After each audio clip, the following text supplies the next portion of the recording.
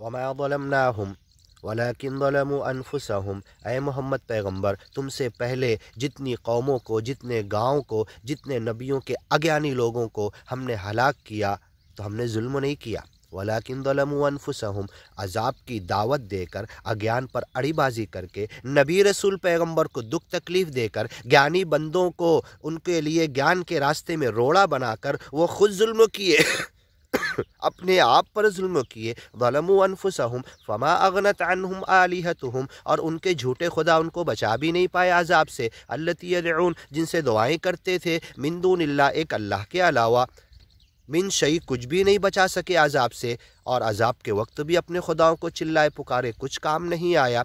ऐ बाद वालो, तुम क्यों नहीं इधर से इबरत पकड़ते। लम्मा जअ अम्रु रब्बिक, जब तेरे रब का अजाब का मामला आ गया। वमा ज़ादूहुम गैर ततबीब, उन्हें हलाक, बर्बादी, हलाकत और तदमीर, उनका खुसरान, खसारा के अलावा कुछ ज़्यादा नहीं किया हमने।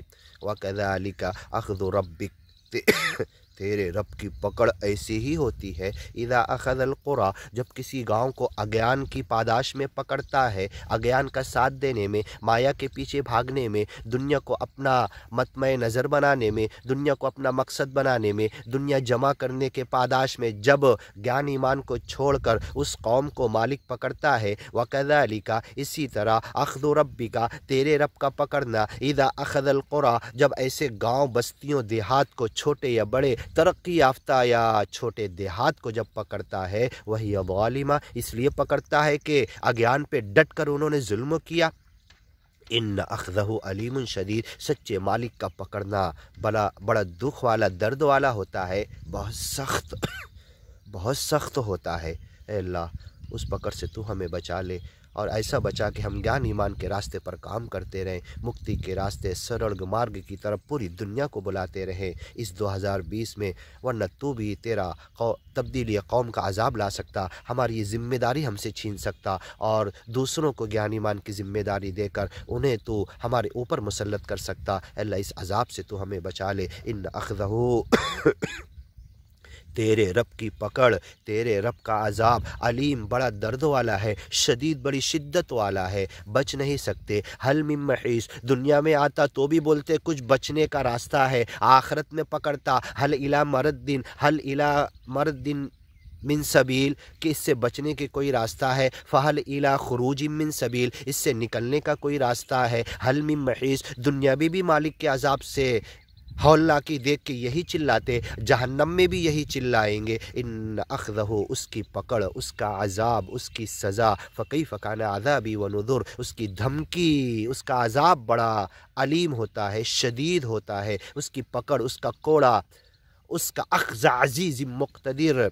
उसका घेराव हसीर, मुहीत, घेरे हुए है, इहाता, उसका आके पकड़ लेना करीब से, और करीब से पकड़ता है, करीब वाला है, अक़रब है, बड़े करीब से पकड़ता, दूर से साजो सामान उसको लेकर आना नहीं पड़ता, पकड़ लेता। बहुत दुख दर्द होता है, शदीद होता है। ऐ अल्लाह, इस ज्ञान ईमान पर 2020 में हमें चलने की तौफ़ीक दे, लोगों को बुलाने की तौफ़ीक दे, इस पर अमल करने की तौफ़ीक दे, ज्ञान ईमान फैलाने की तौफ़ीक दे, और जो तब्दीली कौम का वादा तुमने अहले ईमान, मुसलमान और ईमानी बंदों से किया, वो हमसे हटा दे। हमें सुधर कर ज्ञान ईमान के लिए मेहनत और कोशिश, उम्मत वाहिदा बनकर, एक उम्मत बनकर, सारे फ़िरक़ों को, जथों को, ग्रुप को, सारे मसलकों को ख़त्म करके हमें एक उम्मत वाहिदा होने की तौफ़ीक अता कर। तभी ज्ञान ईमान का, कुरान का काम हो सकता है। लोगों को दीन में, ईमान में, लियुज़हिरहु अलद्दीन कुल्ली, सबसे ओरिजिनल मिशन में, ज्ञान ईमान के मिशन में हम ला सकते हैं उसी वक्त जब हम